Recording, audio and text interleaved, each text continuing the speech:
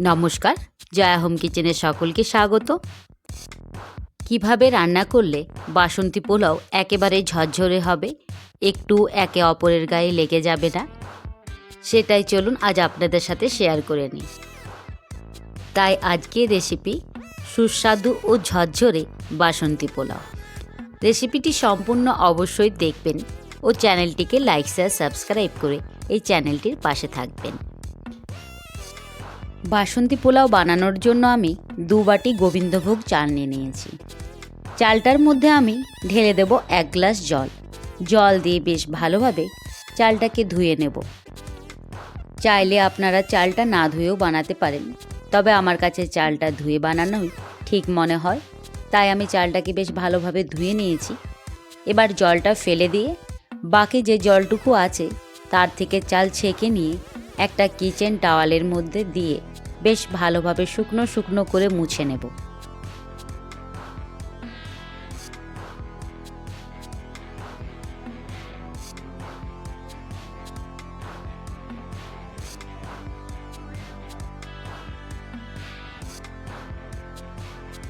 চালের গায়ের জলটা শুকনো শুকনো করে মুছে নিয়েছি, আর চালগুলো বেশ ঝরঝরে হয়ে গেছে। চালের গায়ে আর একটুও জল লেগে নেই। এবার আমি একটা পাত্রের মধ্যে চালগুলোকে ঢেলে নেব।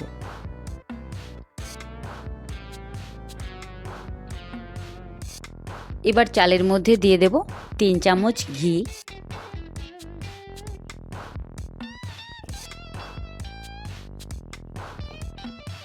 দিয়ে দেব সামান্য একটু হলুদের গুঁড়ো, আর দেব কিছুটা থেতো করে রাখা আদা।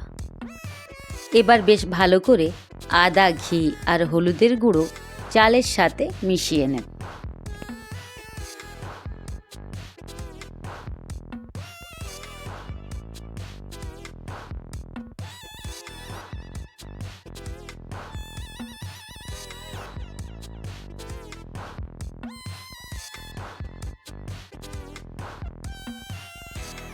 বেশ ভালোভাবে মাখিয়ে নিয়েছি।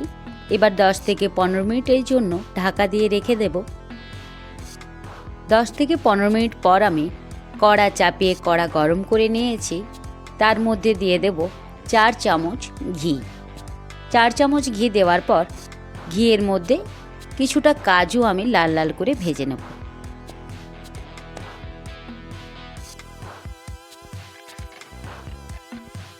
কাজু ভাজা হয়ে গেছে। কাজু উঠিয়ে নেওয়ার পর কিছুটা ভেজে নেব কিশমিশ। কিশমিশগুলো ভাজা হয়ে গেছে, উঠিয়ে নেব।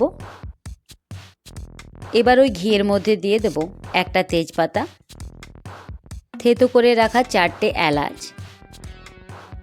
কয়েকটা গোটা গোলমরিচ, কয়েকটা দারচিনি ও কয়েকটা লবঙ্গ ঘিয়ের মধ্যে দিয়ে একটু ভেজে নেব।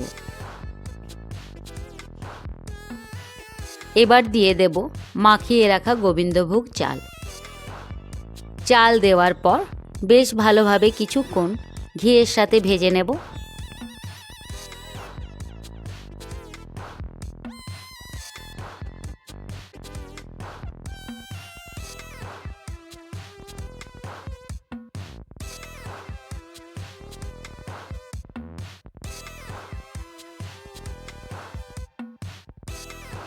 চাল ভেজে নিয়েছি। এবার দিয়ে দেব চালের মধ্যে জল, আর এই জলটাই দিতে হবে ঠিক পরিমাপ মতো। আমি এই বোলের হাফ বোল নিয়েছিলাম চাল, তাই আমি এই বোলেরই 1 বোল দিয়ে দিলাম জল। জলটা দিয়ে বেশ ভালোভাবে মিশিয়ে নিয়েছি, আর স্বাদের জন্য আমি দিয়ে দেব সামান্য একটু নুন।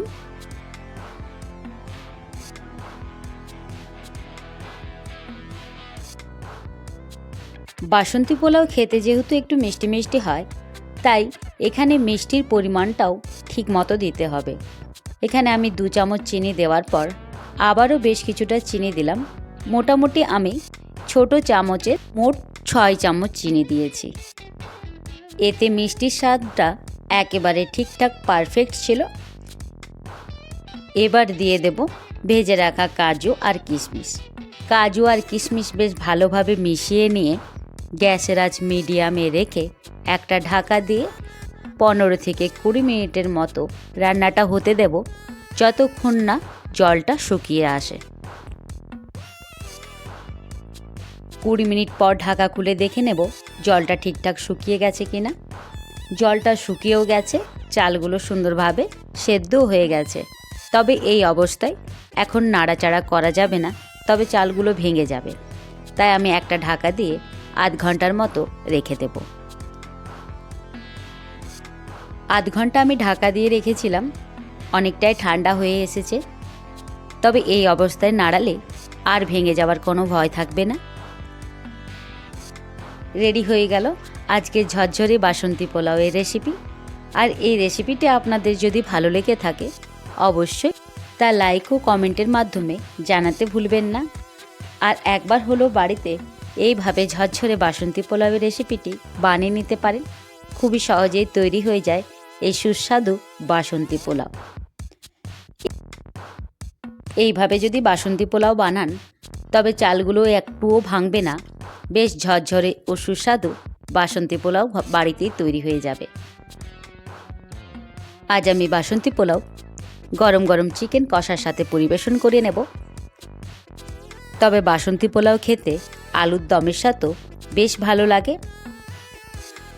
রেসিপিটি ভালো লাগলে চ্যানেলটিকে লাইক, শেয়ার, সাবস্ক্রাইব করে এই চ্যানেলটির পাশে থাকার অনুরোধ রইল।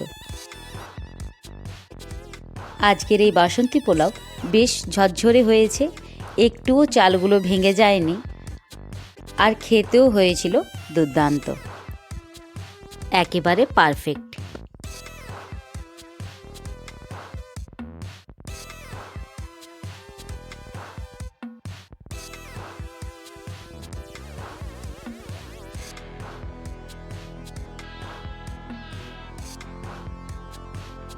সম্পূর্ণ রেসিপিটি দেখার জন্য সকলকে অসংখ্য ধন্যবাদ।